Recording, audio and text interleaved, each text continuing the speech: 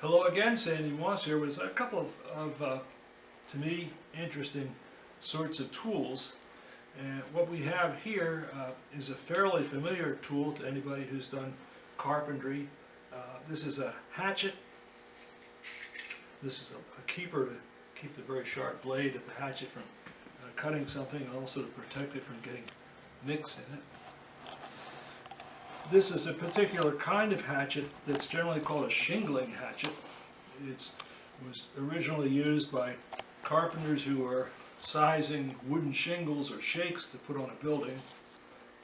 We're sitting, standing or walking in a building that was sheathed in cedar shakes or shingles that actually were built by Birch's father here.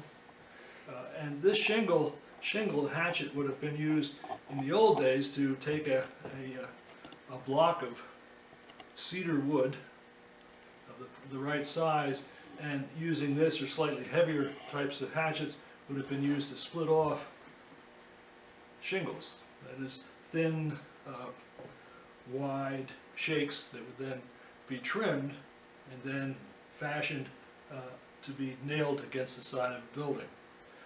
White cedar was the typical wood to use because of a number of things. It grows fast, it can be split easily and cleanly, and the shape of the tree as it gets taller, it gets thinner, and it sort of gives the shake or shingle a natural bevel to it, so they can be laid over top of one another with thick and thin ends.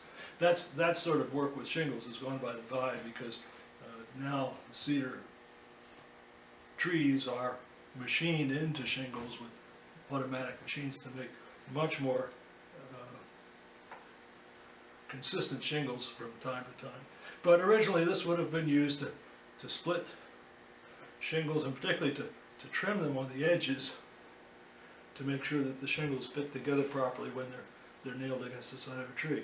This particular shingling hatchet has a crisscross, kind of a waffle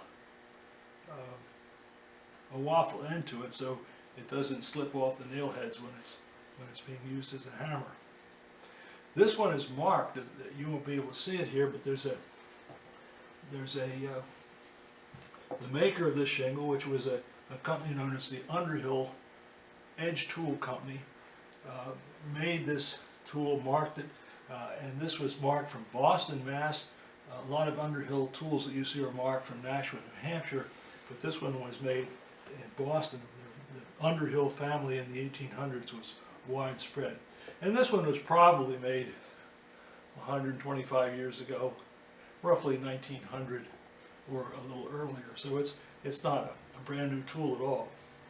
Most shingling hatchets that you see have a little V cut in it here to use as a tack puller or a nail puller. So if you drove a nail in incorrectly and it started to bend over, you could use that tool to pull it and either straighten it out or pull out the bent nail and then use another one in its place. So that's a sort of a classic shingling hatchet. And to contrast that a little bit, I have an interesting tool here.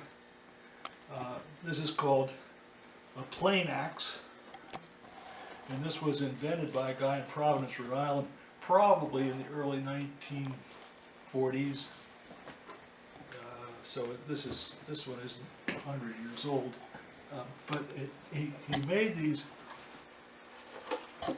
axes, again as shingling axes. Here's a picture of I assume the picture of the inventor. Never had this patented. It said patents applied for it, but I don't think a patent was ever granted for this, what he called a plane axe. And so here is his plane axe. This is brand new. It's never been used. This is the original box that were packed for two of them to be sold in a hardware store. It's got the nail pulling notch here that you see. It's got the head, which is a smooth head, what we call a bell-shaped head, and it's got a nice sharp edge here. And if you look very closely at this, you will see it's kind of got a yellowish cast to it. And what that is, this was treated with cosmoline, a material which coats metal and keeps it from rusting if it's just in storage. So these have their original cosmoline on them to keep them from rusting. And the different thing about this hatchet, we can see that the axe side of it, the hatchet side of it, but it's called a plane hatchet, or a plane axe. And that's because there's a little holder here that holds a blade, a small plane blade, that projects out through this hole in the head of the axe. And the guy's idea was sort of to make a plane which could be used to trim the edges of the shingles after they've been roughly sized by running this down the edge of the shingle to make a nice straight, smooth edge that would fit fairly tightly against the edges of the adjacent shingle. That was his idea. It never found popularity, so these things never became very popular. He didn't sell many of them at all, so they're fairly unusual tools, and but it was an idea that just didn't work. So it's kind of a thing that's on the refuse heap of old tools. So here we have a plane axe, sort of a shingling tool that didn't work. And I like this because it's got the original box, it's got the original literature that came with it, the original pamphlet that explained it and ballyhooed it,